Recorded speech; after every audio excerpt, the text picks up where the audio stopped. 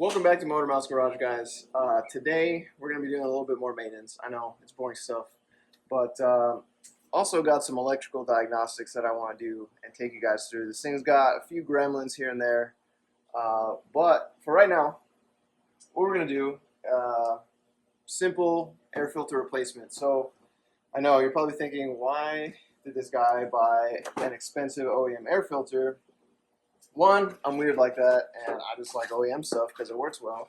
Two, you can see that these filters are actually washable. So that's the reason why I always choose Toyota filters, because this will pretty much, unless anything crazy happens to this thing, it's going to last probably the life of this vehicle.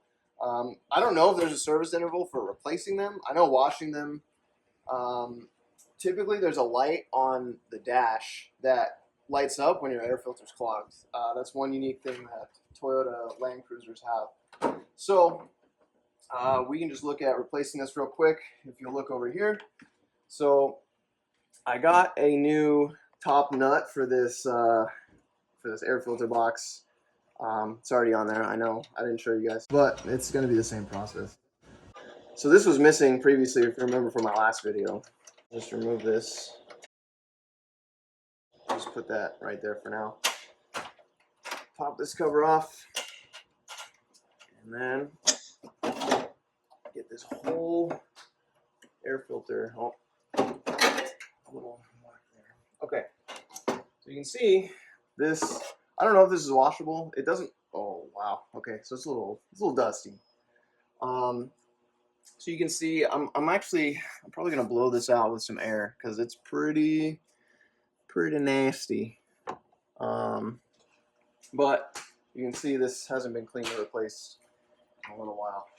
All right, so as you can see in here, this filter box is pretty dirty. So I'm going to put some brake cleaner in here and clean this guy out before I put the new one in here. Maybe.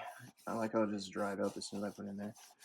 So there's some sealing surfaces here. This is a little rubber O-ring. You want to avoid spraying that with brake cleaner, just to not degrade it anymore. So I'm going to spray it. Dude, look at that. Look how dirty that is. It's ridiculous. All right.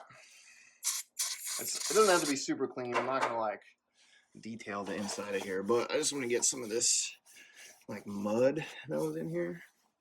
So I don't know like if Toyota specifically, I'm sure that there's a reason why they designed this air intake like this, because essentially the centrifugal force pushes all the dirt to the outside of the filter box, so you don't get any dirt in your engine, right?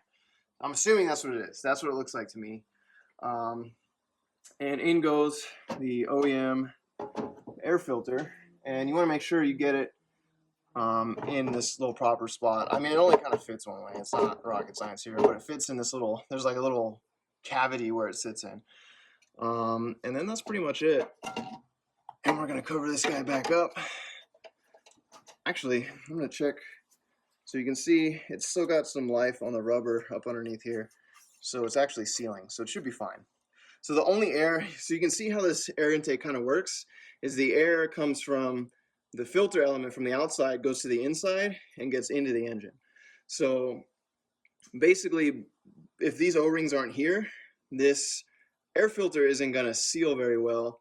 So you're going to get, some dirt ingress, potentially water ingress through the filter, through these O-rings and into your engine, which would not be great. Also, this thing, if you're going to do deep water crossings, you should probably invest in a snorkel, because you can see that the intake actually comes in through the fender, so it's pretty low. So if you have a snorkel, it raises your intake to above the A-pillar, essentially.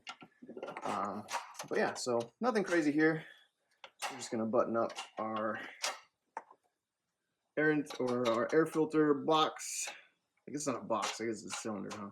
Our air filter housing. Use that and get technical. And just gonna cinch this guy down. And that's pretty much it. So nothing too crazy there. Next thing I'm gonna do is I'm gonna replace these drive belts. They don't look bad, but I don't know when they've been replaced. So I'm going to just replace them. I got new OEM Toyota belts. They were like 20 bucks. So getting off this fan is interesting because these bolts are pretty rusty. They're pretty old. I was able to get one off using a method that I'll show you in a little bit. But right now, I'm just going to remove this first bolt that I got. So first one came off. I'm going to use the same method to get the second one off. And basically, I'm using my own, or a ghetto impact, if you will. So I'm just pushing against this open end of the wrench, and I'm just tapping on the wrench to get them started. And that's just to avoid rounding them, because I can't actually fit the box end of the wrench around here. So the closed end, I can't fit it underneath here. So this is a way you can do this with using the open end and kind of like lowering the risk of basically stripping any of these bolts out, because that would not be great. So this one I'm going to try to get without the hammer. Oh yeah, it's plenty loose enough. No problem. Obviously, the reason why I'm removing this fan is because in order to get the old belts off, one, I need to work down here, and two, I would have to snake it around the fan. And I don't know, I actually don't know if I can remove the fan without removing the shroud. I'm going to try, but I'm not exactly hopeful that that's going to happen. So we shall see. And here's one on the bottom I'm going to try to get without rotating the engine, because I'm lazy. And I'm trying to make a lazy repair, basically. Don't be lazy, folks. Just rotate the engine. Okay, so in order to not strip that, I'm going to see if I can rotate the engine with this wrench, because it moved pretty easily before. Alright, I'm not going to do that. So I can't get to the last bolt from underneath. So what I'm going to do is I'm just going to bump the starter, and my camera woman is going to tell me when this nut is facing the top. It shouldn't take much, just like a quick bump of the starter. So I'll be right back. Alright. Yeah, I think so. Alright, so you can see, quick bump of the starter, boom. Now it's successful. Doesn't take much. I mean, you heard how much it took. So this one, plenty loose enough. Let's just come right off. I have a feeling, I don't know, I don't live in the Rust Belt, but I bet that these bolts could get rusty enough to where it would be really hard to remove. So if you have to, use that hammer technique that I showed you earlier for all of them, just to avoid rounding these off, because let me tell you, it would be a to replace these nuts if they started rounding off. Let's not drop this nut.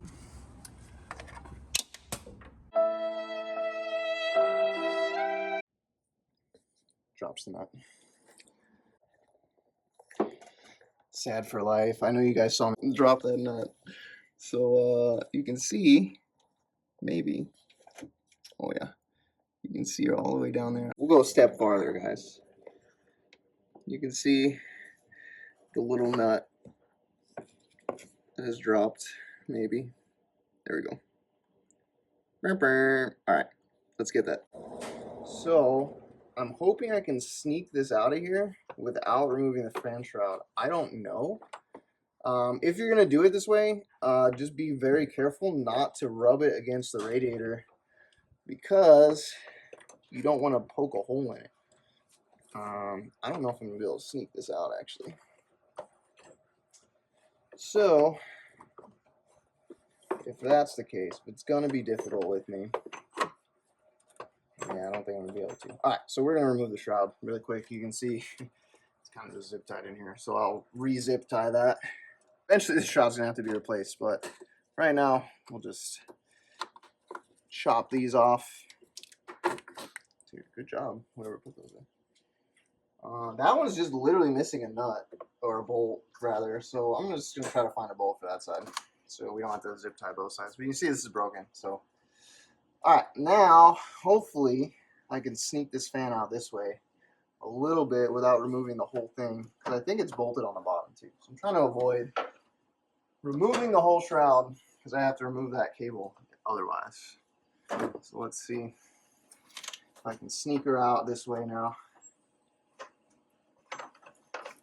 There we go. Boom, comes right out. If you have to loosen this or take this belt off, typically you want to undo the alternator. So there's a bolt right here for the alternator that you just break loose. You don't have to take it out. And then there's a tensioner over on this side, which I'll show you later. But I'm hoping what I can do is I can get away with just removing this pulley right here. And then I can just take these belts off. So let's see if that'll work. Oh man, this thing has seen some mud, guys. Okay, so that works. But I have to get this belt off first. This is the AC belt, and the rest is for the alternator and I believe power steering.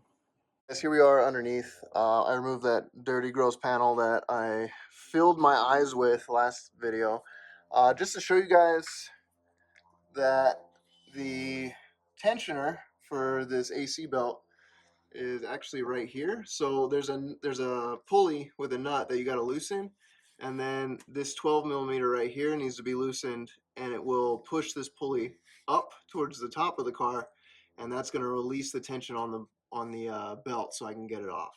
So let's do that. I've already got my 14 mil socket on there, and this is where it kind of helps to have a flex head ratchet. Oh, holy crap, that's already loose. All right, so that's loose. I did not do that. I'm glad I saw that. So that's loose enough. We're going to tighten that back up and make sure that that doesn't fall off on me, because I like having AC, because I am bougie like that. Now, let's undo this tensioner, which I'm going to do right in front of the camera. Well, actually, that's 12 mil. I'll be back with my 12 mil.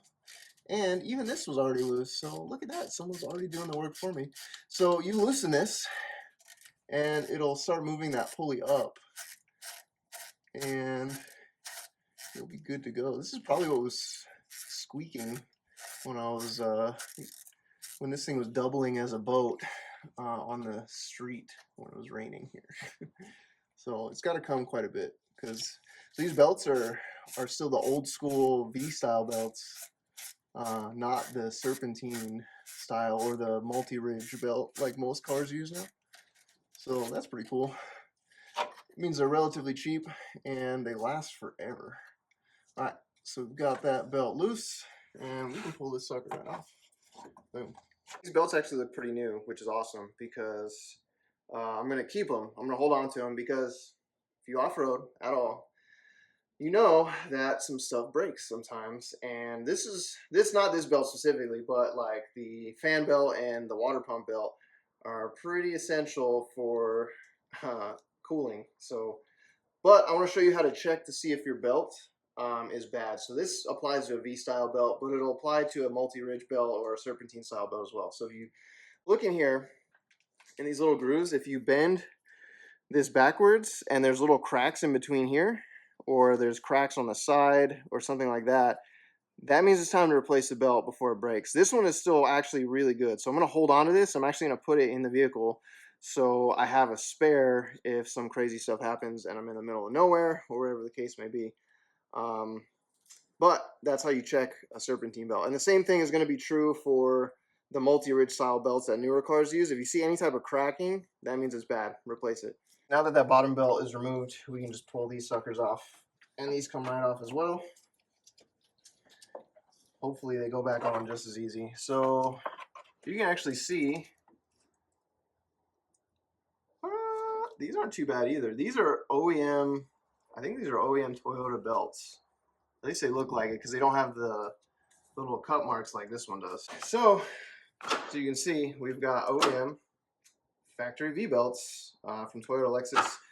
One thing I'm going to do before I go crazy is I'm going to compare the belt sizes and make sure they're the same. I'm pretty sure they are. I double check the part numbers, but it's always a good practice to compare your new belt to your old belt before you start putting them on. That way you don't have to take them back off when you realize they don't tension properly and they start squealing and other ugly stuff.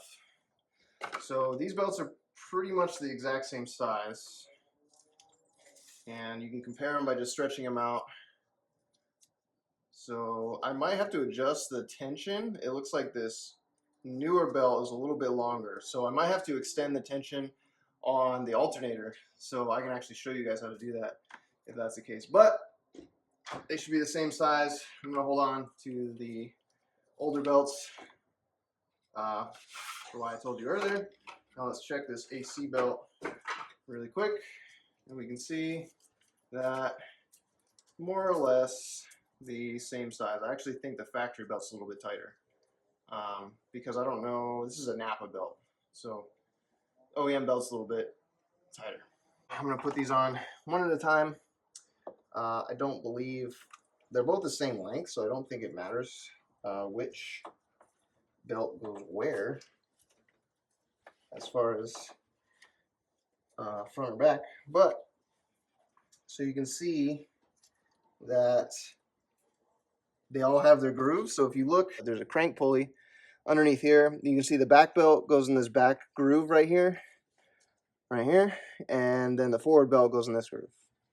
So you want to make sure you've got them in the proper grooves for both the alternator and the crank pulley, and then when we put this pulley back on, that they're in the right position. I don't think it makes a difference what direction these are facing. I just do it with the Toyota facing out, just so I can read it, because I like to see it. I don't know.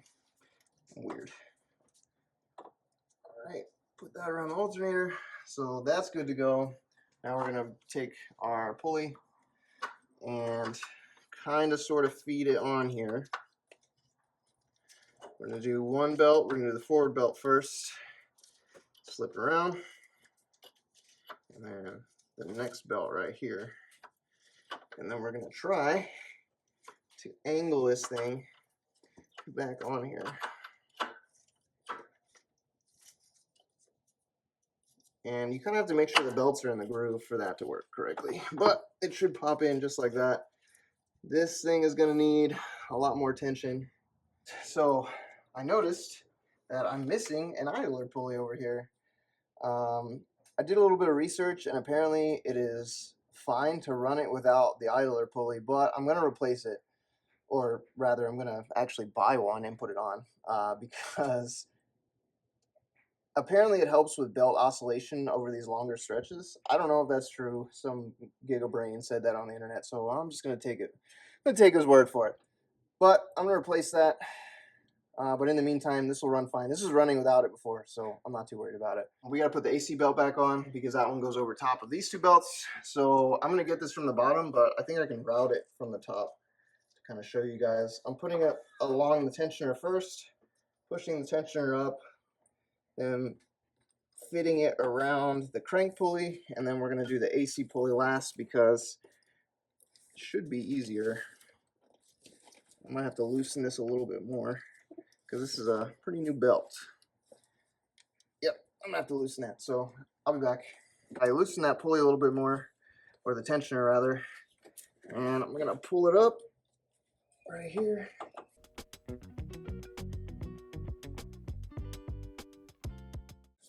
So I loosened that tensioner pretty much as loose as it can go, I think.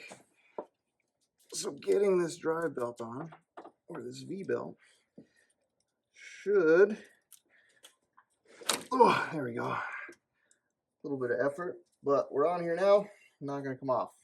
So now we're going to go underneath and we're going to tighten this AC belt, get it out of the way. And I'm going to show you how to check belt tightness rather. I don't know if it's the same method for Serpentine belts as it is for V belts, but it should be fine at that tightness. Here's the tensioner bolt, and we're just going to drive this guy on home.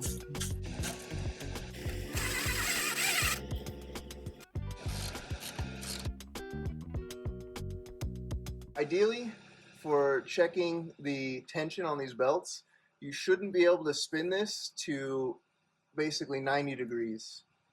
So if you can spin it past 90 degrees, like if you twist the belt with your fingers like this, If it goes past 90 degrees, it means it's too loose. So you want to tighten it up to the point.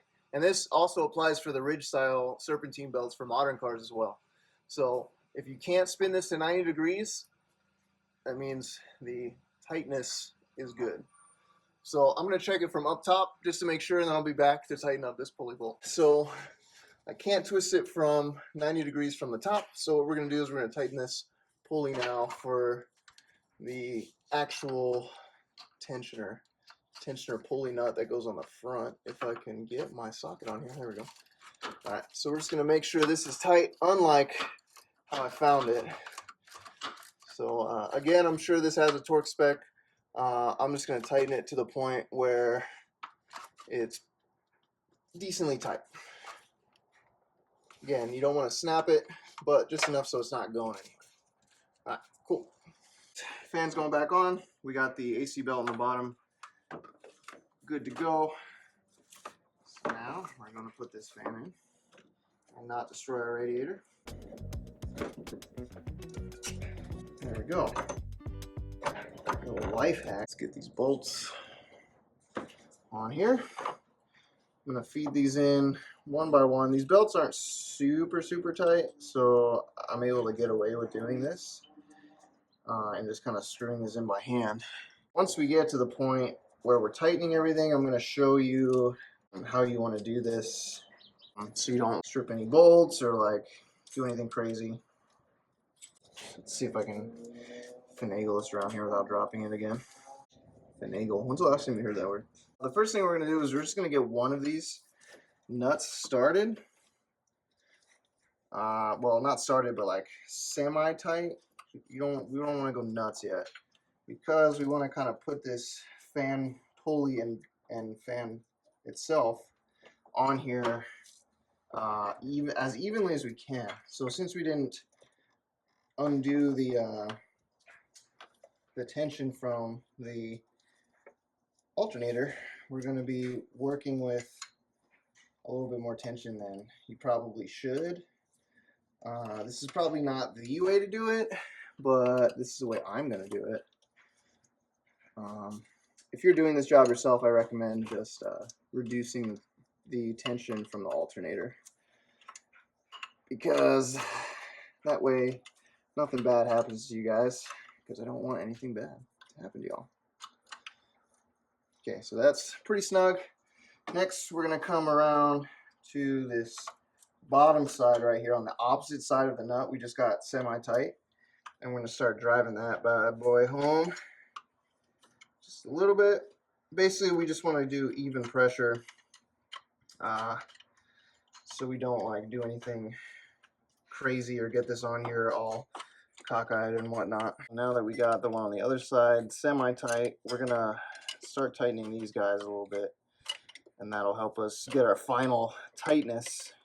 And we're going to check these a couple times as we go just to make sure we don't accidentally leave any loose, because ask me how I know, but getting a fan ejected from the engine into your radiator is not cool. I've owned a lot of cars with mechanical fans in my life, and it's not fun when they grenade. Thanks, BMW. Another note, you want to be careful you're not rounding these nuts. So these don't have to be super tight, guys. Like, you don't have to use the power of Gray Skull to get these bolts tight. Because one, you're going to snap them, the little studs, and two, you're going to round the bolts with the open end of the wrench. So just snug them up. You ain't fitting a torque wrench back here. They might make like, you probably use like a crow's foot wrench or something, or one of those offset ones if you're really anal about it, but I'm not, so we'll just get them snug, and we'll go around a couple times to make sure they're good. I was able to look in my magical Toyota box of bolts, and I found a bolt that is just the right length for this fan shroud. So the only thing we're going to need to do is ghetto rig this for right now and zip tie that. So I'll be back with zip ties. Got a zip tie. I'm just going to do it the way the previous owner or previous person to work on this thing did it. I'm going to snake it around the whole thing because that seems legit and it was working. So who am I to change anything? Eventually, I'm going to replace this because losing a fan shroud in the desert, which is where I live, sucks because you kind of need a fan shroud here. Only on the really hot days, but it's just nice to have, you know? So you can see here, this is pretty good. I don't want to break the zip tie. And then, of course, we're not madmen, so we're going to cut this. All right, guys. So now what we're going to do is we're going to look at some ABS fault codes that I've been having with this. So what we need to do is we need to open this hatch right here. And if you notice, if you look over in here, you'll notice that these pins are labeled and they have numbers. So the two you're going to focus on is E1 and TC, which is going to be this pin right here and this middle pin right here. So the first thing we have to do is we have to remove this jumper wire right here. 1 second. And then we're going to bridge this paper clip between those two pins. And that will help us diagnose it on the cluster. All right, next we're going to come in here, turn the ignition key to on, and we're going to pay attention to our ABS light, which is going to start flashing in a certain sequence. So let me turn the ignition on, get you over here so you guys can kind of see without too much obstruction. I know my glass on my instrument cluster kind of sucks. So the ABS light's going to come on, and we're going to count the flashes. So 1, 2, 3. 1, 2, 3. That's one code. It's 1, 2, 3. 1, 2, 3, 4. It's another code. 1, 2, 3. 1, 2, 3, 4, 5. All right. And now it's going to repeat. So it's going to continue to repeat those codes on a cycle, basically. So you can see that we have 3 fault codes with the ABS system. And essentially, the first 2 I know for sure are left and right rear wheel speed sensors. The 5th one, I'm not exactly sure, so I'm going to have to do some research on that. But that's how you read the codes from the ABS sensor. You're going to need a reference to the factory service manual so you know what the flashes mean. But that's a quick way to do it without any like special tools or anything crazy like that. All you need is a paper clip. So I've been having an issue with the wheel speed sensors in the rear for this Land Cruiser, right? I was able to read my codes off of the diagnostic port inside the engine bay, and I know that I'm getting basically an open circuit or circuit fault with the rear wheel speed sensors. So in order to diagnose that and confirm, basically what I'm going to do is I'm going to disconnect one of the plugs from the ABS ECU and test the continuity between those 2 pins, and they should be between like 1 kilo ohm and 0.5 kilo ohms. So I'm going to test it here, and then I'm going to go back to the actual sensor and test it there to make sure that there's no breakage in the wires or something that's causing that. Here, I know this is going to be pretty hard to see. You can see I already have, this is the ABS ECU right here, and I've disconnected the 16-pin connector because that's where the rear wheel speed sensors are. And I'm not going to be able to pick this up on camera, but behind here, all these pins are numbered, and the ones that I'm looking at are the ones on the end right here. So this green and blue wire, as well as this red and white wire on the side. So I believe red and white are for the left rear wheel speed sensor, and blue and green are for the right passenger side, right rear, passenger side rear wheel speed sensor. So basically I'm just going to test continuity between those 2, and I'll show you how I set that up in 1 second. So here I'm going to show you how I have my back probes into this harness right here, and I have special back probing leads, which is you don't want to use the front side of the pins, but you can see I have my leads in pins 8 and 16, which is the passenger side rear wheel speed sensor, and I'm just going to check the continuity, which I'm going to show you on my voltmeter, which is 0.849 ohms. So that is, I believe it's within range. I'm going to have to recheck the factory spec and I'll let you know. But I believe that one is within the specified range, although I believe I said 1 kilo ohm. So I believe that's within the range. So that's the tolerable range. It's on the higher end, but that should be fine. So I'm going to do the exact same thing for the other side and show you the resistance rating on that one. Here, I've got the same setup for the other speed sensor, so driver's side rear. And you can see here I have 50.7 ohms and dropping. So that's 50 ohms. That's quite a bit. So either there's something wrong in the circuit or that sensor is not good because that is way outside of the range of 1 to 0.5 kilo ohms. So what I'm going to do is I'm going to check it at the sensor itself just to make sure that this is accurate and to make sure my wiring integrity is correct. We're back here in the left rear wheel speed sensor, which is right here. Here's the connector for it. So I'm just going to take this connector right off at the sensor.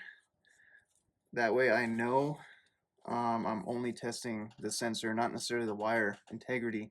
And if I get similar resistance that I did up at the front, I know for a fact that this sensor is probably bad and needs to be replaced. After some struggling, I got this guy off.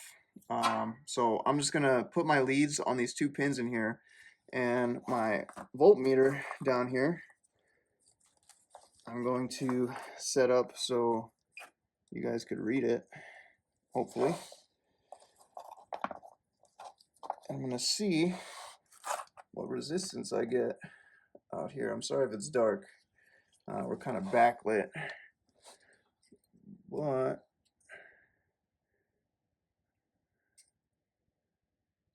if you look at my meter, you can see I'm getting 0.84 kilo ohms right here.